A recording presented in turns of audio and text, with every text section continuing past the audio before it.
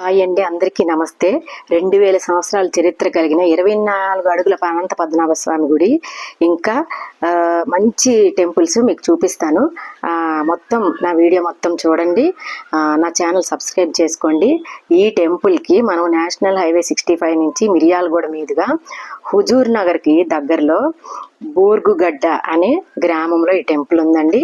ఈ టెంపుల్కి మనం వెళ్ళే ముందు లెఫ్ట్ సైడ్ వెళ్తే అక్కడి నుంచి హనుమాన్ టెంపుల్ వస్తుంది. హనుమాన్ విగ్రహం నుంచి మళ్ళీ లెఫ్ట్ సైడ్లో వెళ్తే కనకదుర్గ అమ్మవారి దేవాలయం వస్తుంది. ఆ దేవాలయంకి పక్కనే రైట్ సైడ్ ఈ దేవాలయం ఉంటుందండి. అతి ప్రాచీనమైన దేవాలయం.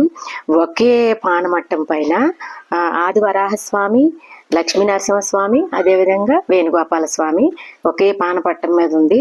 శ్రీ శాల్మీలకంద ఆది వరాహ లక్ష్మీ నరసింహస్వామి దేవాలయం. శాల్మీలకంద అంటే, శాల్మీలం అంటే తులసి వనం అండి. తులసి వనంలో గోదాదేవి పుట్టింది కాబట్టి ఇక్కడ గోదాదేవి విగ్రహం చాలా అందంగా 5.5 అడుగుల ఎత్తులో ఉంటుంది. అది కూడా ఇక్కడ ప్రత్యేకత. మొత్తం వివరాలన్నీ మీకు చెప్తాను, ఎక్కడ స్కిప్ చేయకుండా ఈ దేవాలయం గురించి చూడండి. చాలా బాగుంటుంది. ఈ దేవాలయంలో మొదట ఈ ఆంజనేయ స్వామి ఉంటుంది.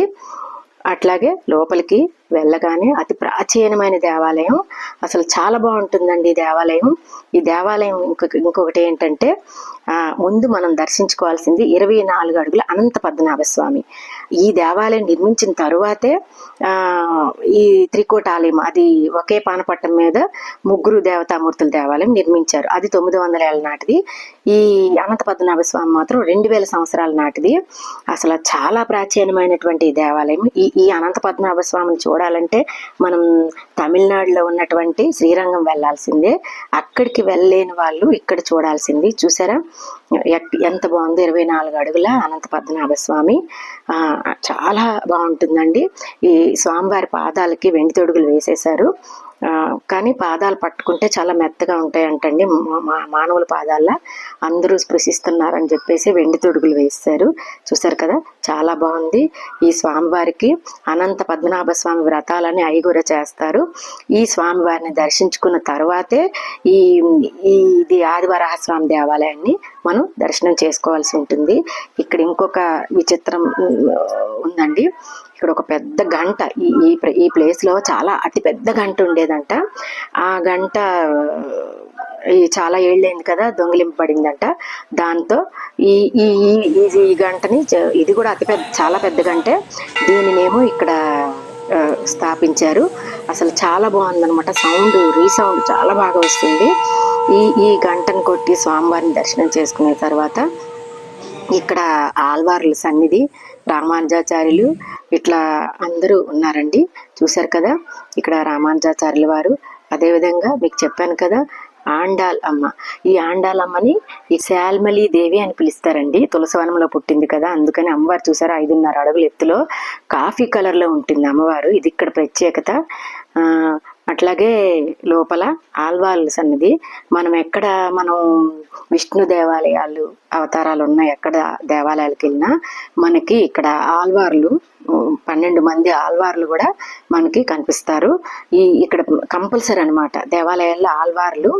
అప్పుడంటే ఈ ఆళ్వార్లు ఎక్కువ స్వామివారి భజన కీర్తనలు చేసి ఆయన తాలూకా నామాన్ని ఊరలా వాడవాడలా ఆయన గురించి తెలియజెప్పేవాళ్ళంటండి. అందువల్ల ఈ ఆళ్వార్లు ఎప్పుడు కూడా ఇక్కడ ప్రతి దేవాలయాల్లో ఉంటారు. ఇక్కడ చూసారా ఎంత బాగుంటుందో. ఈ చెన్న గోపీనాథ స్వామి, కృష్ణయ్య, కిందనేమో అమ్మవార్లు చక్కగా ఇద్దరు దేవీరులతో కలిసి చక్కగా వేణుగానం పట్టుకొని ఉంటారు. చాలా అందంగా ఉంటారండి వేణుగోపాల స్వామి ఇద్దరు దేవీరులతోటి. అసలు విగ్రహం కూడా చాలా బాగుంటుంది.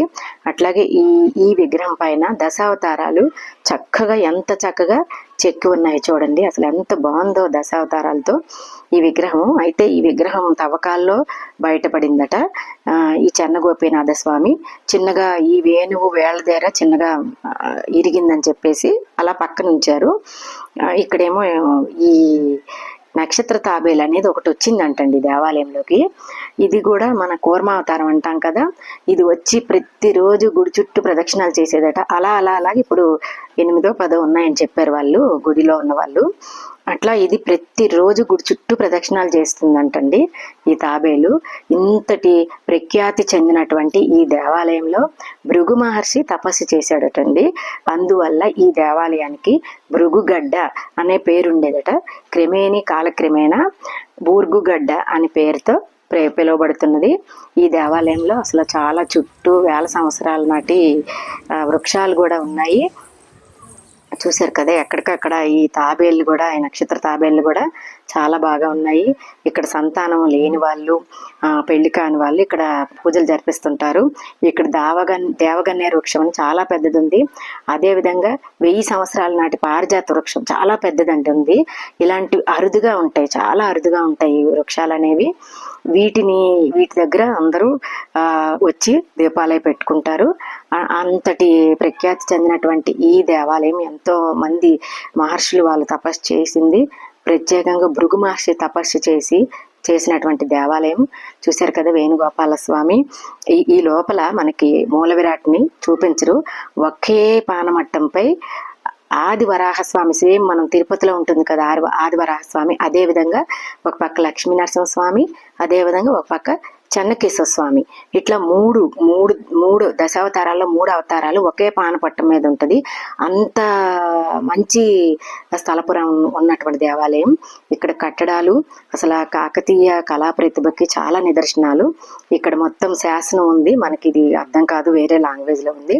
అదేవిధంగా గుడి వేళలు ఏ టైం నుంచి ఏ టైం, ఉదయం 6 నుంచి మధ్యాహ్నం 12 వరకు, అదేవిధంగా సాయంత్రం 5:30 నుంచి 7:30 వరకు ఉంటుంది టెంపుల్. లోపల గోశాల కూడా ఉందండి. ఈ గోశాలలో మేము గోశాల చూసామంటే గోమహాలక్ష్మి, సకల దేవతలు కొలువైనటువంటి గోమహాలక్ష్మిని మనము పూజ చేయడం అనేది మన సాంప్రదాయం కదా. అందుకని గోవుకి పూజ చేసి మేము గోప్రదక్షిణ చేసి గోవుకి పూజ చేసి వచ్చామండి. ఇక్కడ కొంత గోవుల కోసం వాటి దానాకు కూడా కొంత చేతనైనంత మనం విరాళంగా వాళ్ళకి ఇవ్వచ్చు. ఇది ఇక్కడదండి. ఇంతేకాకుండా ఇక్కడ దేవాలయం చుట్టూ గోడ ఉంది. ఈ గోడ శత్రు దుర్భేద్యమైనదండి. ఒకప్పుడు హిందూ దేవాలయం మీద దాడులు జరిగేవి కదా, ఆ దాడుల నుంచి రక్షించడానికి అని చెప్పేసి 2 గోడలు కట్టారండి. ఇక్కడ చూసారు కదా, ఈ గ్యాప్, ఒక గోడకి మధ్యన గ్యాప్ ఉంటుంది. ఆ గ్యాప్ లో సైనికులు కాపలా కాసేవారంటండి. ఒక గోడ కొలగొట్టడానికి ఎవరో వచ్చినా కూడా ఇంకొక గోడ కూడా భద్రంగా ఉంటుందని. చూసారు కదా, 2 గోడల మధ్యలో గ్యాప్ ఉంటుంది, సైనికులు నిలబడేటంత గ్యాప్. అంత శత్రు దుర్భేద్యంగా ఈ గుడికి గోడను కట్టించారండి. ఇక్కడ ఎప్పటికప్పుడు ఈ పూజలు కళ్యాణాలు అయినప్పుడు వాటికి రథాలు కూడా, ఊరేగింపు రథాలు అయి ఉన్నాయి. అక్కడి నుంచి మేము కొంచెం ముందుకు వచ్చాక శివయ్య టెంపుల్, అదేవిధంగా అమ్మవారి టెంపుల్ కూడా ఉంది. వీటిని కూడా దర్శనం చేసుకున్నాము. అయితే సాయంత్రం అయిపోయి తాళాలు వేస్తున్నాయి, మేము పూజ చేసుకున్నాము. ఇక్కడ చూసారా 2 నందులు ఉన్నాయి. విచిత్రంగా ఒక్కొక్క దగ్గర ఒకటే ఉంటుంది, కానీ ఇక్కడ 2 నందులు, పెద్దదొకటి చిన్నదొకటి నంది ఉంది. అసలు చాలా ప్రాశస్యమైనటువంటి ఈ టెంపుల్ మన హైదరాబాద్కి దగ్గరలో నేషనల్ హైవే 65 నుంచి మిరియాలగూడ కోదాడ రోడ్లో హుజూర్ నగర్కి వెళ్తున్న తావలో కోపాలపురం గ్రామం అని వస్తుంది. ఆ గ్రామంకి ఎడమ చేతి వైపు తిరిగితే మీకు ఇంతకుముందు చూపించిన వీడియో హనుమాన్ విగ్రహం వస్తుంది. విగ్రహం నుంచి ఎడమ చేతి వైపు తిరిగితే ఈ దేవాలయం వస్తుంది. ఈ బూర్గుగడ్డ గ్రామంలో 116 దేవాలయాలు ఉండేవటండి. అవన్నీ ధ్వంసం అయిపోయేవంట. ఎక్కడ చూసినా కూడా మీకు తవ్వకాల్లో దేవుడి విగ్రహాలు అన్ని లభిస్తాయటండి. ఇంతటి ప్రఖ్యాతి చెందినటువంటి ఈ దేవాలయాన్ని ప్రతి ఒక్కరు దర్శనం చేసుకోండి. ఈ వీడియో చూసిన వాళ్ళందరికీ ధన్యవాదములు.